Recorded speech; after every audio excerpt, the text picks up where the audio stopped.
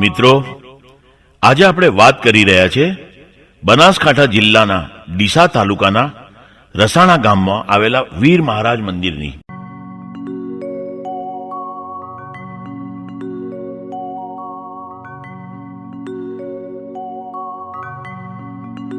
વર્ષો પહેલા અહીંયા એક નાનકડું મંદિર હતું। કોટડિયા પરિવારના ભાઈઓમાંના એક મહાદેવભાઈ નામના ભગત અહીં સેવા કરે છે।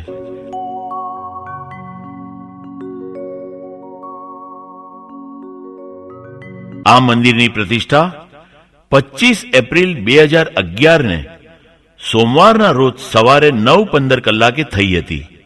મિત્રો, પ્રતિષ્ઠા કર્યા પછી તેમના કુળનો એક બાળકને પેટમાં પથરીનો દુખાવો થયેલ। એ બાળક મંદિરમાં આવી બહુ દુખે છે તેમ કહી વીર મહારાજ નામનો દોરો ભગતભાઈ પાસે બંધાવે છે। એના 2 દિવસ પછી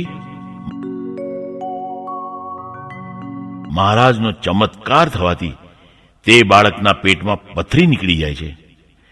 આ પથરી વીર મહારાજના ચરણે ધરી આ વાત વાયુ વેગે ગામમાં પ્રસરી જવાથી ગામના જે લોકોને પથરીની પીડા થતી હોય તે લોકો પણ વીર મહારાજના મંદિરમાં આવી દોરો બંધાવતા હતા।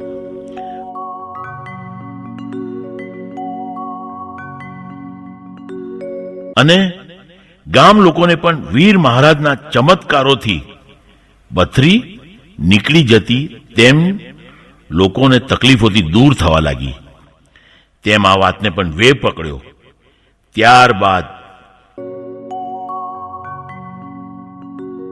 શહેરથી લઈ વિદેશથી પણ લોકો અહીં દોરો બંધાવવા આવવા લાગ્યા। મંદિરની મુલાકાત લેતા અને જે લોકોને જે તકલીફ હતી તેની બાધા રાખતા અને તેમની દરેક મનોકામના અહીં પૂરી થતી જોવા મળતી હતી। મિત્રો, મહાદેવ બાપાની સેવાથી અને વીર મહારાજની કૃપાથી લોકોની દરેક મનોકામના પૂર્ણ થતી। પણ નવાઈની વાત તો એ છે કે અહીં કોઈ પણ જાતના ચાર્જ લેવામાં નથી આવતા। જે માણસોની ઈચ્છા અહીં પૂરી થાય તે લોકો દાન પેટીમાં જે પણ દાન અપાય તેનો પણ સદુપયોગ થતો। મહાદેવ બાપા દર રવિવારે જમણવાર કરી લોકોને જમાડે છે। તેમજ અજવાળી પાંચમના દિવસે પણ દાદાના પ્રસાદમાં લાડુ અને દાળ ભાત રાખવામાં આવે છે। આજ સુધી મંદિરમાં હજારો પથરી દાદાના ધામમાં જમા થયેલ છે। જે લોક પથરી જમા કરાવવા આવે છે તેનું રજીસ્ટ્રેશન પણ અહીં કરવામાં આવે છે, જેમાં પથરી નંબર, વ્યક્તિનું નામ, ગામનું નામ, એમનો મોબાઈલ નંબર અને પથરી જમા કરાવ્યાની તારીખ સાથે રજીસ્ટરમાં નોંધ કરવામાં આવે છે। વધુમાં જે લોકોને ત્યાં શેર માટીની ખોટ હોય, ઘોડિયું ન બંધાતું હોય, તેઓ વીર મહારાજની માનતા રાખે છે।